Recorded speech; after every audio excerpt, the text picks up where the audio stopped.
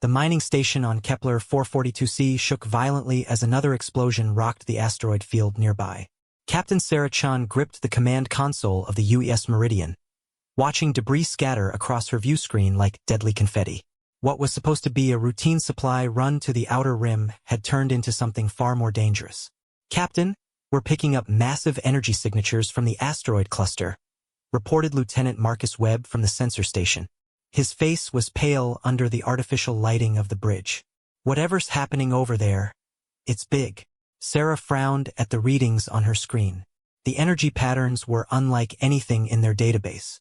They pulsed with an alien rhythm that made her skin crawl. "Any ships in the area?" "Negative, Captain. The mining crews evacuated 3 days ago when the fighting started. We're alone out here." The fighting. Sarah had heard rumors about it during their last port stop. 2 alien species locked in brutal combat over territorial rights to this resource-rich system. The Valdrak Empire and the Zephyrian Collective had been at each other's throats for months, turning peaceful mining operations into war zones. Another explosion lit up space in the distance, this one closer than the last. Sarah could see the twisted metal remains of what looked like a massive battleship spinning slowly through the void. Its hull was torn open in several places, atmosphere and debris streaming out like blood from a wound. "Captain," Webb called out, his voice tight with concern. "I'm detecting a life sign on that wreckage." Sarah leaned forward in her chair. "Are you sure? That ship looks completely destroyed. The signature is weak, but definitely there. It's not human, but it's alive." The bridge fell silent except for the steady hum of the ship's engines. Sarah stared at the wreckage on her screen, her mind racing. The standing orders were clear. Humans were to stay neutral in alien conflicts. They were traders and explorers, not warriors. But leaving someone to die went against everything she believed in. "What's the condition of that ship?" she asked. Webb ran his fingers over his console, pulling up detailed scans. "Hull integrity is critical. Life support is failing. Whoever's on board has maybe 6 hours before." He didn't need to finish the sentence. "Any sign of weapons or hostile intent?" "Negative. The ship's weapons systems are completely offline. Power levels are minimal." Sarah closed her eyes for a moment, weighing her options. The smart thing would be to report their findings to Earth Command and continue on their mission. But 6 hours was a long time to think about someone dying alone in the cold darkness of space. "Prep the shuttle," she ordered. "I'm going over there." "Captain, with respect, that's incredibly dangerous," Webb protested. "We don't know what's on that ship. Could be a trap." Sarah stood up, straightening her uniform. "It could be, but I've never met a trap that was dying from lack of oxygen. Besides, if we're going to make contact with other species out here, we need to show them what humanity stands for." The shuttle bay was busy with activity as the crew prepared for the rescue mission. Chief Engineer Rodriguez was loading emergency life support equipment while Dr. Emily Foster packed medical supplies. They had worked together long enough to move without needing detailed orders. "Any idea what we're dealing with, Doc?"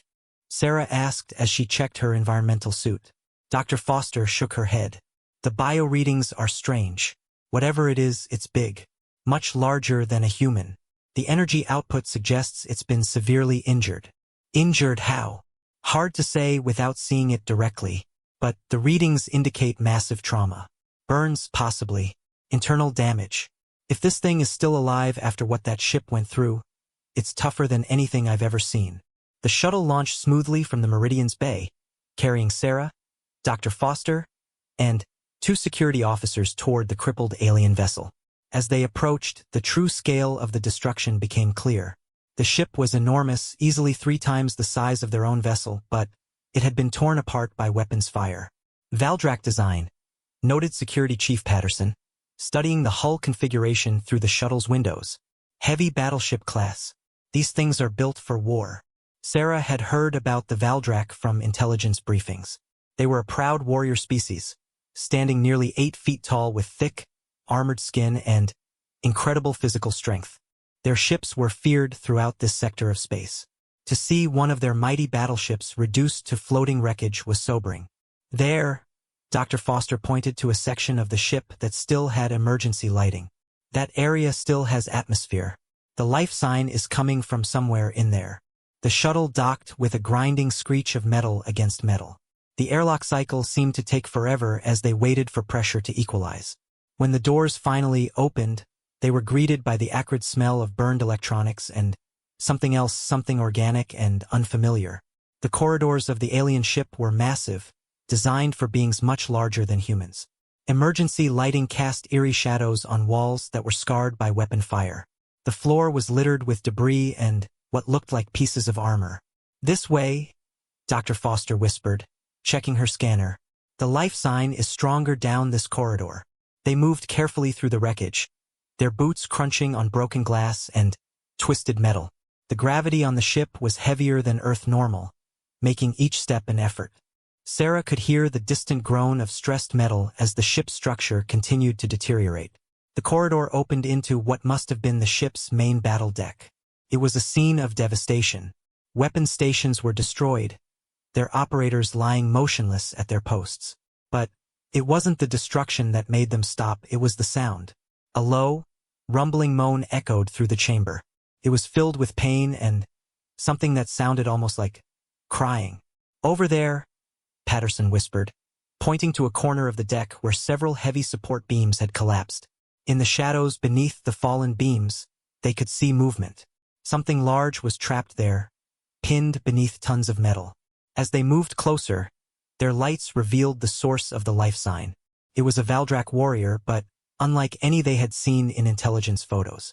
This one was massive even by their standards, easily 9 feet tall with arms as thick as tree trunks. But it was clearly young, little more than a child by their species standards. Its armor was partially melted, revealing patches of tough, gray-green skin underneath. One of its legs was pinned beneath a massive beam, and its breathing was labored. The young Valdrak's eyes opened as their lights fell on it. They were large and dark, filled with pain and something else, intelligence. It watched them warily but didn't try to move. Perhaps it couldn't. "My God," Dr. Foster breathed. "It's just a kid." The alien's mouth moved, producing a series of deep, rumbling sounds. Translation software in their suits worked to decode the meaning. "Help me," came the halting translation. "Please help." Sarah felt her heart clench. Here was a being from a species known for their aggression and warrior culture, reduced to begging for help from strangers. The universal nature of suffering was written clearly across its alien features. "Can we move those beams?" she asked Patterson. The security chief examined the wreckage carefully. "Not with our equipment. Those beams must weigh several tons each. We'd need heavy lifting gear." "How long does it have?" Sarah asked Dr. Foster. The doctor ran her scanner over the trapped alien. "Internal injuries are severe. The beam is crushing its circulatory system. Maybe 2 hours before irreversible damage occurs." 2 hours. Sarah looked at the young Valdrak, watching her with those intelligent, pain-filled eyes. It had probably been lying here for days, waiting to die alone in the darkness. The thought made her sick. "We're not leaving it here," she said firmly. "Captain," Patterson protested, "we don't have the equipment to move those beams. Even if we went back to the ship." "Then we make the equipment," Sarah interrupted. "Rodriguez, can you jury-rig something from the shuttle's tractor beam?" The engineer frowned thoughtfully. "Maybe. If I can tie it into the ship's power systems and create a localized field, it's dangerous but possible." "Do it." While Rodriguez worked on modifying their equipment, Dr. Foster tried to make the young Valdrak more comfortable. She set up a portable medical scanner and began assessing its injuries in detail. The alien watched her with curiosity, as if it had never seen anything like humans before. "The translation software is getting better," Dr. Foster reported. "I think it's learning our language patterns. It's been trying to communicate." "What's it saying?" "Mostly asking who we are and why we're helping. I don't think it expected anyone to come for it." Sarah knelt down beside the trapped alien, being careful not to get too close to its free arm. Even injured, a Valdrak could easily kill a human with a single swipe. But this one just watched her with those dark, intelligent eyes. "We're humans," she said slowly, hoping the translation software would work both ways. "We heard your ship was in trouble." The alien's mouth moved, producing sounds like grinding stone. "Humans, small, why help?" "Valdrak. Because you needed help," Sarah replied simply. The alien stared at her for a long moment, as if trying to process this concept. In its world, only the strong survived. Helping strangers, especially those from other species, was probably incomprehensible. My name, Krex, it said finally. Warrior in training, first battle. Ship destroyed, clan abandoned. Sarah felt another pang of sympathy. This wasn't just any alien. This was a child soldier who had been abandoned by its own people when their ship was destroyed. The concept of leaving wounded behind was apparently not uncommon in Valdrak culture. Well, Krex, she said. My name is Sarah, and we're not abandoning anyone today. Rodriguez called out from across the chamber.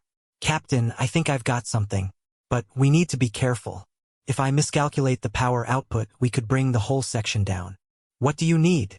Everyone clear except the minimum crew. This beam is load-bearing. If it shifts wrong when we lift it, the ceiling could collapse. Sarah looked around the chamber. The damaged structure was indeed precarious. One wrong move could kill them all. Dr. Foster, get back to the shuttle. Start preparing for emergency medical treatment. Captain, I should stay. That's an order, Doctor. Foster reluctantly gathered her equipment and headed for the corridor.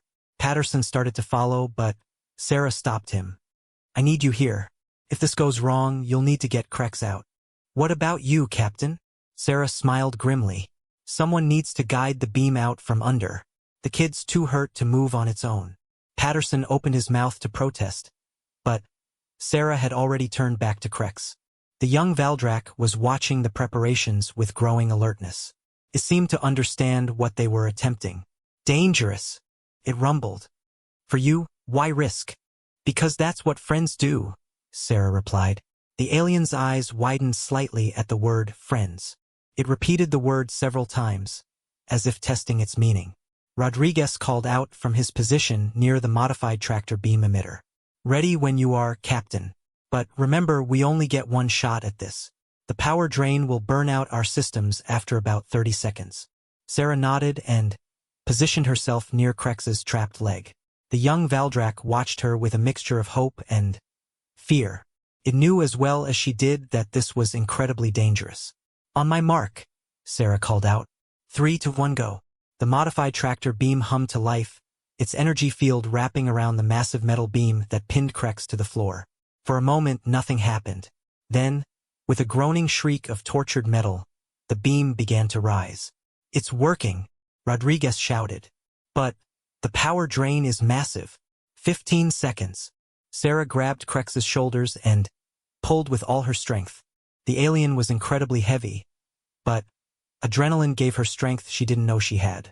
The young Valdrak helped as much as it could, pushing against the floor with its free leg. 10 seconds. The beam rose higher, and Sarah could see Krex's trapped leg coming free. But something was wrong. The metal was starting to buckle overhead. The stress of lifting the beam was causing structural failure in the already damaged ceiling. 5 seconds. It's coming down, Patterson yelled, pointing at the ceiling where cracks were spreading like a spider web. Sarah made a decision that would haunt her dreams for years to come. Instead of diving to safety, she threw herself over Krex, using her own body to shield the young alien as chunks of metal and debris began to fall.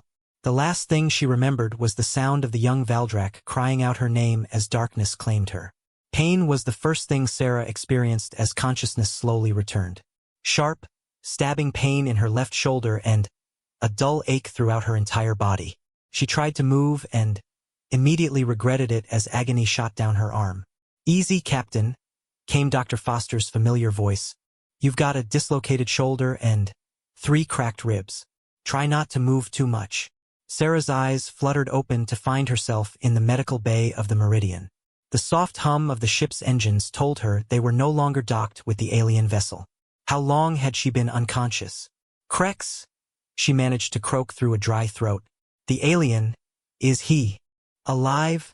Dr. Foster said, her expression unreadable. Thanks to you, though I have to say, throwing yourself on top of a 9-foot alien warrior wasn't your smartest tactical decision. Memory flooded back. The collapsing ceiling, the young Valdrak's terrified eyes, her desperate decision to shield him with her own body. Where is he now? Cargo Bay 3.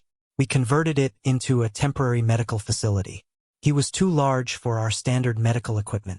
Sarah struggled to sit up despite the pain. I need to see him. Captain, you need rest. Your body has been through severe trauma. So has his. How badly is he hurt? Dr. Foster sighed and pulled up a holographic display showing Crex's medical scans.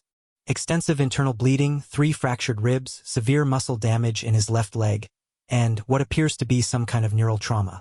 His species is remarkably resilient, but he was very close to death when we pulled him out. And now? Stable but weak. The interesting thing is his healing rate. It's unlike anything I've seen. His body is repairing itself at an accelerated pace. What would take a human months to heal, he might recover from in weeks. Sarah slowly swung her legs over the side of the medical bed, ignoring Foster's protests. I need to talk to him. Has he said anything about what happened to his ship? Bits and pieces. His English is improving rapidly. Another surprising trait. From what I can gather, his ship was ambushed by Zephyrian forces while on a training mission. The adult warriors evacuated in escape pods, but the ship's commander ordered all trainees to remain at their posts. They left the children behind? Sarah felt a surge of anger. Apparently it's part of their culture. Young warriors must prove themselves in battle or die trying. Retreat is considered shameful. Crex was left to guard the ship while the adults attempted a counterattack. The thought made Sarah sick. What kind of species used children as expendable soldiers? She made her way slowly toward the door, each step sending jolts of pain through her ribs. Captain, I really don't think. I'll be fine, Doctor. Keep monitoring his vitals. If his condition changes, alert me immediately. The walk to Cargo Bay 3 felt like miles. Crew members she passed gave her concerned looks but knew better than to try stopping their captain when her mind was made up. Lieutenant Webb appeared at her elbow halfway there. Captain, you should be in medical. Commander Harrison can handle the situation. What situation? Sarah asked, pausing despite her desire to reach Crex. We've been receiving communications from both Valdrak and Zephyrian fleets. They're demanding we turn over the survivor. Sarah felt her blood run cold. What have you told them? Nothing yet. We've been waiting for you to regain consciousness. The political implications are enormous. If we're seen as favoring one side over the other, we're not favoring anyone. We rescued a dying child. End of story. The Valdrak are claiming he's a military asset who must be returned to face judgment for abandoning his post. The Zephyrians want him as a prisoner of war. Sarah stared at Webb in disbelief. He's a kid who was left to die by his own people. He's not going back to either of them. Captain, with respect, we can't start an interstellar incident over one alien. Watch me, Sarah said grimly, continuing toward the cargo bay. The cargo bay had been transformed into a makeshift medical facility. Monitors beeped softly, displaying alien physiology readings that Dr. Foster was still learning to interpret. In the center of the space, on a reinforced bed designed for heavy equipment, lay Crex. The young Valdrak was awake, staring at the ceiling with those dark, intelligent eyes. His massive frame was still impressive even lying down, but Sarah could see the pain etched in his alien features. When he heard her footsteps, he turned his head toward her. Sarah, he said, his voice much clearer than before. You live. This brings joy to Crex. How are you feeling? Sarah asked, approaching slowly. She noticed that his translator was working much better now, producing smoother speech patterns. Pain but healing. Dr. Foster says Crex will recover. This is thanks to humans. Crex does not understand why humans risk lives for Valdrak warrior. Sarah pulled up a chair beside his bed. Because it was the right thing to do. Any human would have done the same. Crex's eyes narrowed slightly, as if trying to process this concept. Valdrak would not. If human ship destroyed, Valdrak would not risk warriors to save human young. Then, maybe that's something your people need to learn. My people. Crex's voice trailed off, and something like sadness crossed his features. Crex has no people now. Ship commander declared Crex dead. Clan honor requires Crex to die in battle or live with shame. What do you mean? Crex was rescued by aliens. This brings dishonor to clan. Better to have died with ship. Sarah felt anger building in her chest. That's the most ridiculous thing I've ever heard. You survived because you're strong and because we helped you. There's no shame in that. You do not understand Valdrak ways. You're right, I don't. And I don't want to. Krex studied her face for a long moment. Why humans different? Why help Krex when own people would not? Sarah thought about the question carefully. It struck at the heart of what made humanity unique in a galaxy full of aggressive, territorial species. Because we believe every life has value, she said finally. It doesn't matter if you're human, Valdrak, or anything else. If someone needs help and we can provide it, we do. That's what makes us human. Even enemy life? You weren't our enemy. You were a child in trouble. Krex was quiet for several minutes, processing this information. When he spoke again, his voice was soft. Krex wishes to learn human ways, wishes to understand this compassion. Before Sarah could respond, the ship's communication system crackled to life. Captain Chun to the bridge immediately. Priority Alpha. Sarah sighed, recognizing the urgency in the comm officer's voice. I have to go deal with some political complications. But, Krex, I want you to know whatever happens, you're under our protection now. What means protection? It means no one is going to hurt you while you're on this ship. You have my word. The bridge was tense when Sarah arrived. On the main screen were two split images, a Valdrak warship commander with intimidating battle scars and a sleek Zephyrian admiral with cold, calculating eyes. Captain Chen, the Valdrak commander rumbled, his voice like grinding stone. I am war leader Thax of the battle cruiser Devastator. You are harboring a deserter who belongs to the Valdrak Empire. Surrender him immediately or face the consequences. Captain Chan, the Zephyrian admiral said in a much smoother voice, I am Admiral Voss of the Zephyrian Third Fleet. The creature you rescued is a prisoner of war taken in legitimate combat. By galactic law, he must be transferred to our custody for interrogation. Sarah looked between the two alien commanders, both of whom were obviously used to getting their way through intimidation. Gentlemen, I appreciate your concerns, but there seems to be some confusion. We didn't rescue a deserter or a prisoner of war. We rescued a badly injured child who was abandoned on a dying ship. The warrior's age is irrelevant, War Leader Thax snarled. He failed in his duty and must face judgment. His age is very relevant to us, Sarah replied calmly. Humans don't abandon children, and we don't turn them over to people who want to harm them. This is not your concern, human, Admiral Voss interjected. Your species has no authority in this sector. Transfer the prisoner or we will take him by force. Sarah smiled coldly. I'd like to see you try. The bridge fell silent. Both alien commanders looked stunned that a human captain would dare challenge them so directly.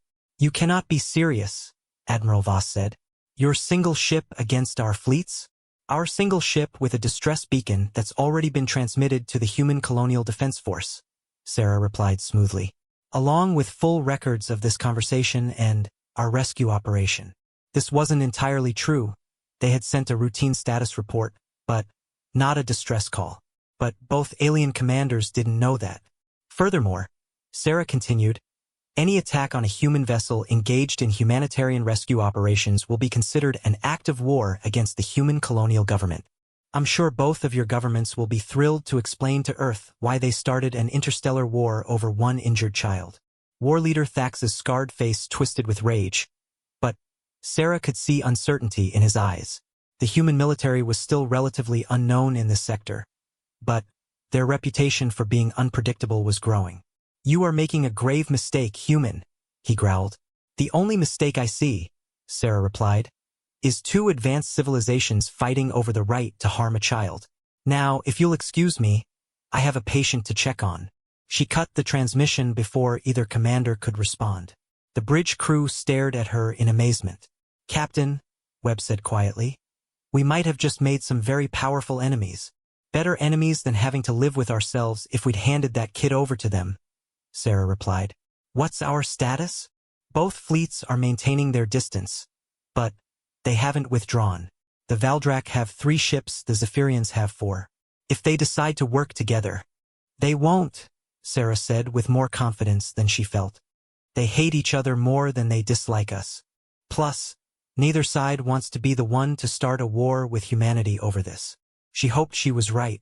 The truth was, the Meridian was a cargo vessel with minimal weapons. In a straight fight, they wouldn't last 5 minutes against either fleet, let alone both. Set course for the Kepler station, she ordered. Best possible speed. Captain, that'll take us directly between both fleets. I know. Send a message to both commanders. Tell them we're leaving the system with our patient. Anyone who wants to stop us is welcome to try, but they'll have to do it in front of the entire galaxy. Make sure you broadcast on all frequencies. It was a risky bluff, but Sarah was counting on both alien races being too proud to back down publicly. Neither side would want to be seen as the aggressor in front of potential witnesses. As the Meridian began moving toward the edge of the system, both alien fleets shadowed them at a distance. Sarah returned to the cargo bay to check on Krex, who was sitting up now despite Dr. Foster's protests. Krex heard ship communications, the young Valdrak said. Both clans want Krex returned. Captain Sarah risks much for Valdrak warrior. You're not just a Valdrak warrior to us, Sarah said. You're a kid who needs protection. What happens when we reach station? Sarah sat down heavily in the chair beside his bed. The truth was, she didn't know. Human space was still limited and their influence in this sector was minimal. Once they reached Kepler Station, she'd have to turn the situation over to people with much more political authority than a cargo ship captain. I don't know, she admitted, but I promise you this, whatever happens, we won't let them take you back to die. Krex studied her face intently. Krex believes Captain Sarah. Humans different. Perhaps there is place for Valdrak warrior among humans. What do you mean? Krex has no clan now, no family, no honor in Valdrak space. But maybe Krex can learn to be human. Sarah felt her heart clench at the young alien's words. He was talking about abandoning his entire species, his culture, everything he had ever known. All because his own people had abandoned him to die. Being human isn't about species, she said softly. It's about how you treat others. About helping those who need it, even when it's dangerous or difficult. Then, Krex wishes to try to be human. Before Sarah could respond, alarms began blaring throughout the ship. The emergency lighting kicked on, bathing the cargo bay in red light. Captain, to the bridge, came Webb's urgent voice over the intercom. We have a situation. Sarah looked at Krex apologetically. I have to go. But, remember what I said, you're under our protection. She rushed to the bridge to find chaos. Both alien fleets had moved to intercept them, forming a blockade directly in their path. But that wasn't the worst part. Captain, Webb reported grimly, we're picking up more ships on long-range sensors. Looks like reinforcements for both sides. This is turning into a major fleet action. Sarah stared at the tactical display in horror. What had started as a simple rescue mission was rapidly escalating into a full-scale battle between two alien empires. And her ship, with its precious cargo of one injured alien child, was caught directly in the middle. The tension on the bridge was thick enough to cut with a knife as both alien fleets moved into attack formation. Sarah watched the tactical display with growing dread. 12 warships now faced each other across the void, with the Meridian trapped between them like a mouse between two hungry cats. Captain, Communications Officer Torres called out. We're receiving transmissions from both fleets. They're demanding we stop engines and prepare to be boarded. Tell them both to go to hell, Sarah replied grimly. Politely. Mom. Send a message on all frequencies. Tell them the UES Meridian is a civilian vessel engaged in humanitarian rescue operations under the protection of the Human Colonial Defense Force. Any interference with our mission will be considered an act of piracy and will be met with appropriate response. Webb looked up from his station with concern. Captain, we both know that's not entirely accurate. The HCDF is 3 days away at best. They don't know that. And, technically, attacking a civilian rescue vessel is piracy under interstellar law. The bridge fell silent except for the steady beep of sensors tracking the alien ships. Sarah knew she was walking a tightrope over an abyss. One wrong move and this situation could explode into open warfare that would drag humanity into a conflict they weren't ready for. Captain, Torres reported. The Valdrak commander is demanding to speak with you directly. Put him through.